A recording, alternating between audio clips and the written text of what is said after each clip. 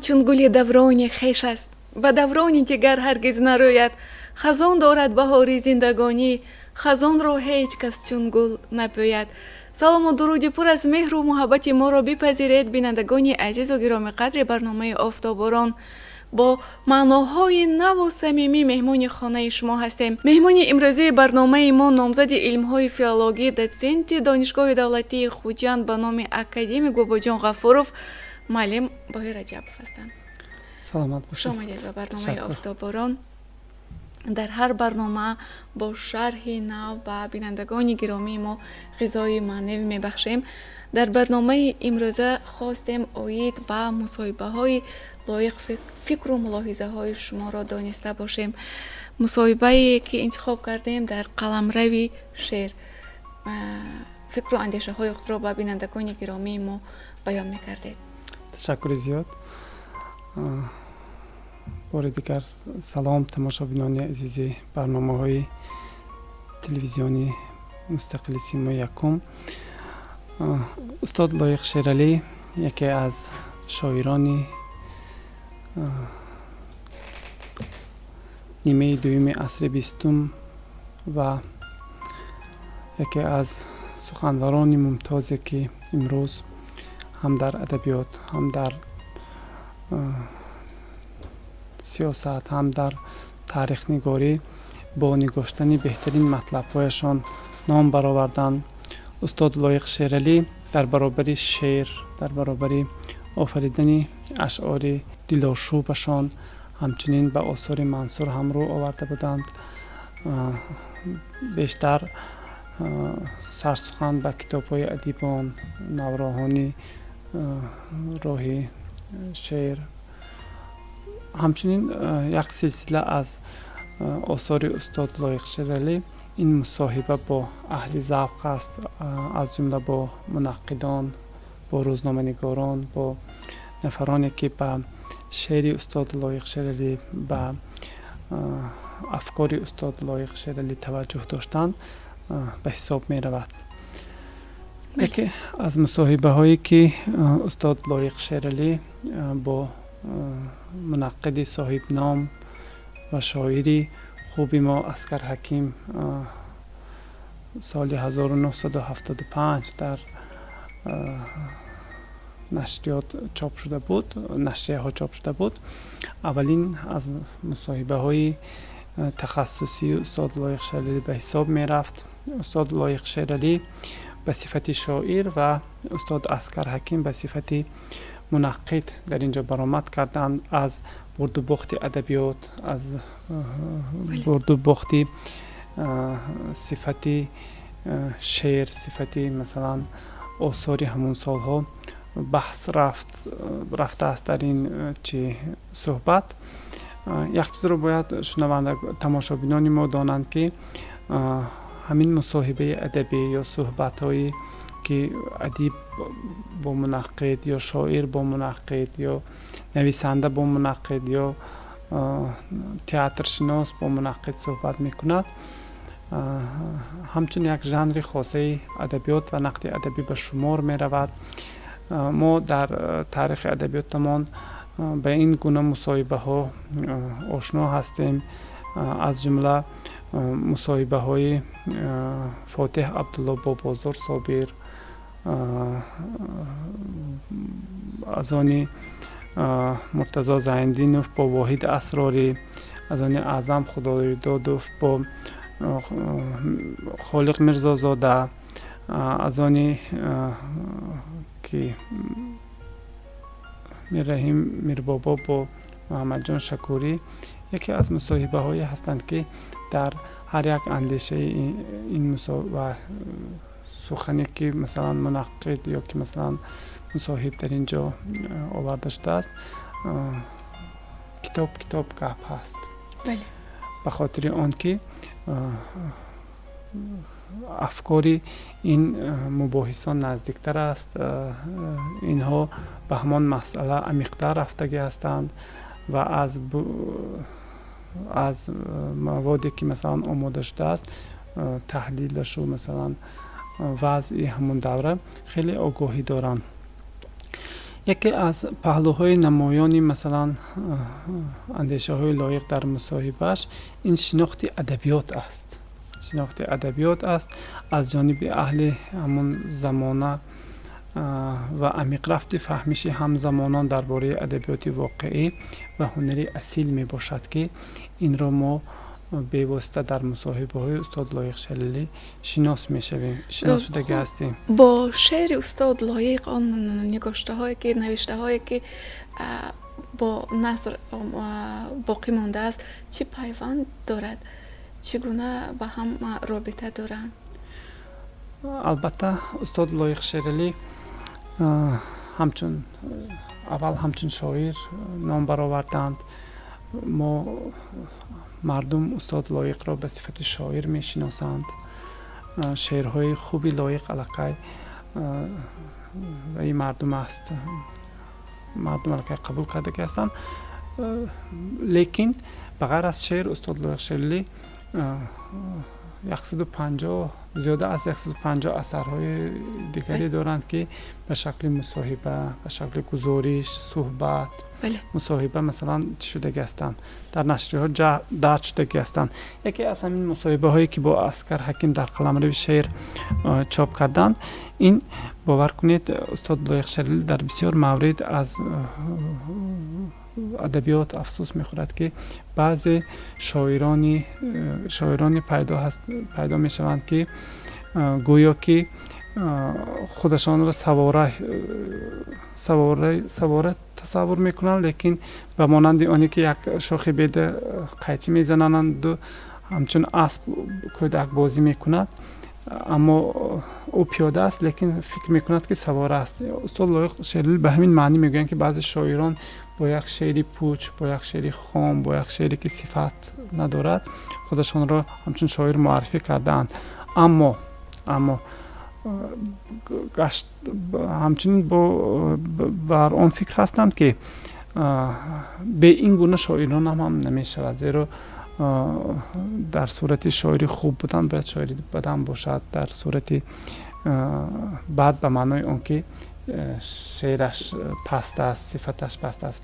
خوش آمدی بهاران، بهاری لاله‌زاران، با یکیم چیزهای دیگر هم بود که استاد لایق شلیلی در همین مصاحبه چی میکنند. استاد لایق شلیلی اندیشه‌شان در همین مصاحبه همین است که میگویند که ادبیات در سالهای تا 60 بیشتر به روحیه زمان ایجاد شده بود و از سالهای 60 تا 80 ادبیات به علاقه رو آورد به صفت شعر. مردم علاقه دوره‌ای که آغاز خودشناسی و خودآگاهی ملی آغاز گردیده بود، مردم به صفت شعر رو آوردند و ما بهترین شاعران رو در دوره شوروی مثلا بعد از استاد میرزا ترسونزاده و ابوالقاسم لاهوتی در سالهای 50 80 عصر 20 شناختیم، به مانند گلرخسار صفی و مومین قناعت، استاد لایق شلیلی،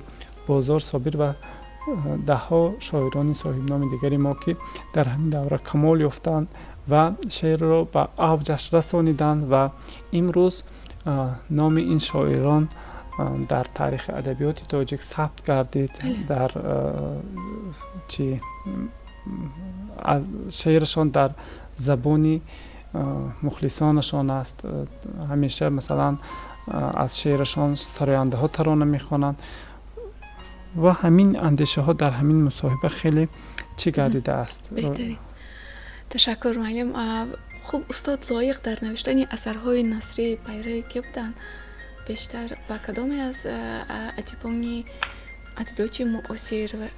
البته من امروز همچون یک نفر اندیشه دارم که همه شاعرانی که صاحب نام شدند و به کمال رسیدند اول به مطبوعات رو آوردن. استاد میرزا ترسونزاده، استاد صدرالدین عینی، استاد از جمله خودی استاد لایق هم فعالیتشان را همچون محرر در روزنامه کمسمال تاجیکستان آغاز کردند و اولین نگاشته‌هاشان در همین مطبوعات چاپ شد. من اکنون پیروی کی بودنشان چی کرده نمیتونم، لیکن میدانم که همه خدمت هایی که در مطبوعات استاد لایق شریلی کردند در سالهای وزمینی سالهای 20 استاد صدرالدین عینی در مطبوعات همین گونه خدمت کردند. احیای زبان، احیای فرهنگ، رو آوردن به خودشناسی ملی، رو آوردن به بالا برداشتن مقام زبان دولتی.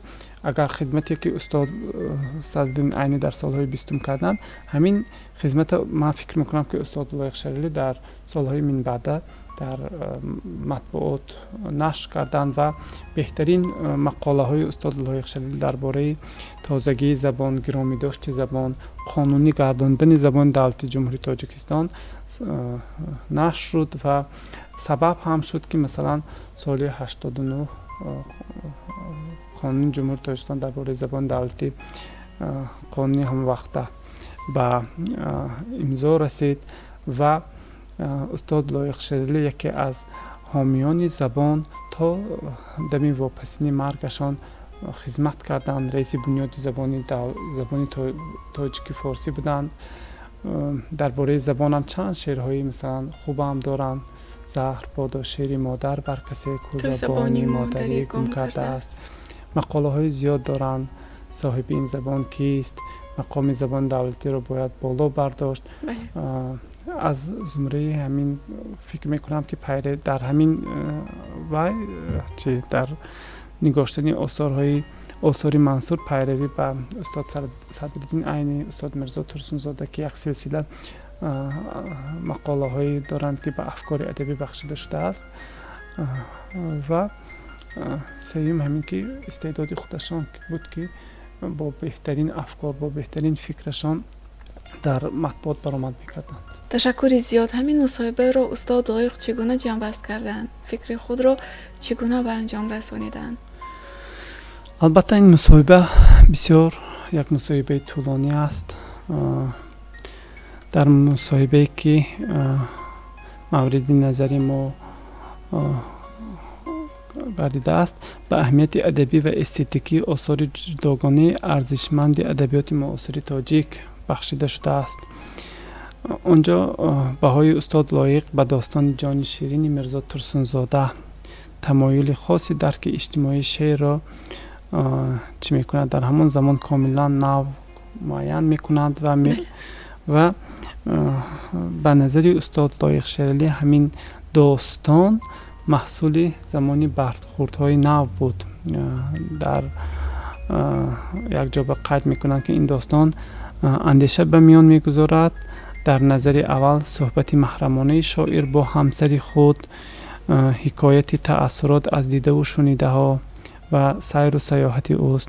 این زمینه واقعی داستان فقط یک واسطه بیان احساسات و تفکر یک فرد صاحب وطن و صاحب زمان ماست که مسئولیتش در نزد عائله کمتر از مسئولیت اجتماعی نیست. یعنی ما میدونیم که استاد مرزا ترسونزاده در داستان جان شیرین یک بسیار تصویرهای عجایب روی کار آوردند و در زیر هر سطر آدمانی زنده میستند. جان شیرین اینقدر جنگم مکن، اینقدر بیهوده دلتنگم مکن، گشته گشته از سفر باز آمدم، باز در نزد به پرواز آمدم. این داستان استاد لایق شریلی بهای بلند میتیند و میگویند که اگر همین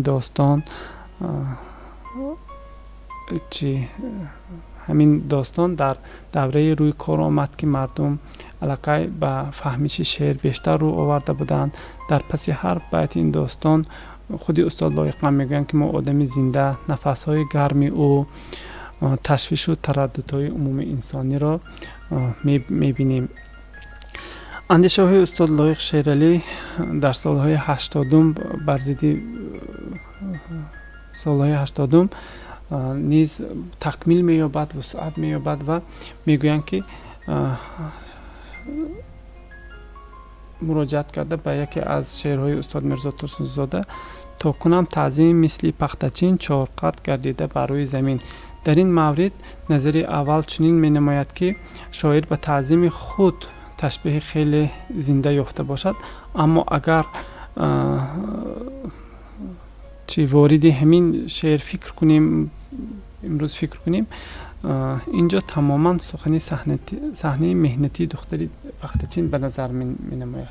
اما مثلا در اینجا چی میرزا ترسون زاده به معنای دیگر گفته باشند، لیکن خواننده همین خیلی میفهمد که صحنه دختری در صحنه دختری پختچین دیده می شود. و واقعا اندیشه های استاد لایق شیرالی در بابت شعر و ادبیات و نقد ادبی با استاد عسکر حکیم خیلی تیز و تند می شود و لایق سبب به این گونه چی پس رفتن ادبیات، این همین نبودن منقدان خوب، نبودن اثرهای تنقیدی، میگوید که نفرانی هستند که در کنج خانه نشستند و درباره تنقید ادبی چی نمی کنند، توجه نمی کنند. اگر ما با شعر، با همون نثری که ایجاد می شود بها دهیم،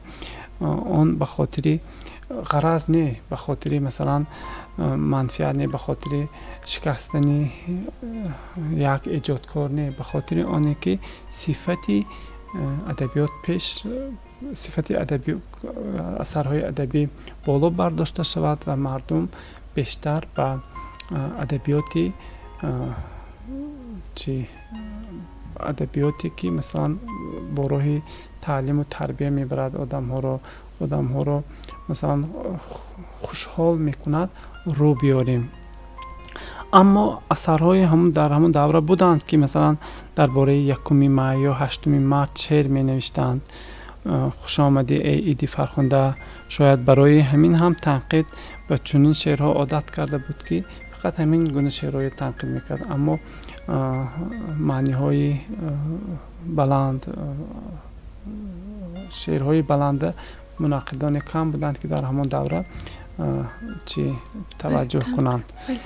و در خلاصه من گفته میتوانم که همین مصاحبه که عسکر حکیم با استاد لایق شیرالی روی کار آمد، این مسئله اساسی معین کردن درست و نادرستی عقیده که از آنها به شمار می رفت و در بحث خیلی چیزها لابراتوری کار ایجادی استاد لایق شیرالی آشکار گردید و استاد لایق شیرالی هم در همین مصاحبه چی میشن اقرار میشوند که من هم در وقت شعرهای ناصر نوشته بودم و امروز همون شعرهایی که به نظر خودشان معقول نیست از روی خطی و ایشان خط زدن اشعارشان. من اینجا ما شناس میگردیم در وضع سیری کارگاه استاد لایق شیرالی، از جمله از ایجادیات خود برآوردن بعضی اشعار به نظر سست را در تجربه این شاعر نامی نیز میبینیم. لایق در این صحبت صریحاً و آشکارا میگوید که این خیل غمزه ها من هم داشتم و چون نمونه این غمزه ها پاره زیرا نشان میدهد. بهار آمد ز باران بهاری، برآمد در دلم رنگین کمان ها. و در ادامه نظری تنقیدی خودی استاد لایق شیرالی بیان میکنند که این شعری در روز نوروزی بود، وقتی که دوستم دارا نقیزه بافت و خوب خندیدیم، از بحر آن گذشتم. در حقیقت جای خنده است، در دل چه رنگین کمان می برآمده باشد. ما اینجا بینید که امروز در جهان یا در خصوصا در روسیه شاعرانی صاحب نامی هستند که به خود تنقید کنی چی میکنند، رو می آورند. من همین چیز رو در ادبیات تاجیک کمتر واخوردیم. استاد لایق شیرالی واقعا به صفت یک شاعر خودشان رو تنقید میکنند و در چند جای همین مصاحبه هم از کمبودی خودشان میگویند. اما استاد لایق شیرالی بر ضمن این شاعری خوشنام هستند، شاعری صاحب دیوان هستند. اشعار استاد لایق شیرالی امروز از زبان هیچ کس دور نرفته است агар ба марги устод лоиқ шералӣ 23 сол гузашта бошад, аммо шеърашон сол ба сол устод лоиқро зинда нигоҳ медорад. устод лоиқро тамоми пиру барно, тамоми наврасону ҷавонон худ озмуни фуруғи субҳи доноӣ исбот кард ки чӣ қадар дӯстдорони шеъри лоиқ шералӣ зиёд ҳастанд. ташаккури зиёд барои суҳбати гарму самимӣ. итминон дорам ки бо баробари шеър ва ғазалҳои пурмаъно ва дилошӯби устод лоиқ, он мақола ва мусоҳибаҳое ки ба мо боқӣ мондааст ба бинандагони гиромии мо ғизои маънавӣ бахшид. дар барномаҳои оянда низ оиди мусоҳибаҳои устод лоиқ силсила суҳбатҳо хоҳем орост. хуш омадед ба барномаи Офтоборон. саломат бошед. тавлид шавам агар дубора бо ин ҳама шавқу шӯру идрок, бо ин ҳама роҳи дилшиносӣ, бо ин дили оташини бебок. бинандагони азизу гироми қадр, то ҳафтаи оянда хайру хуш мекунем. саломату сарбаланд бимонед. хайр азизон.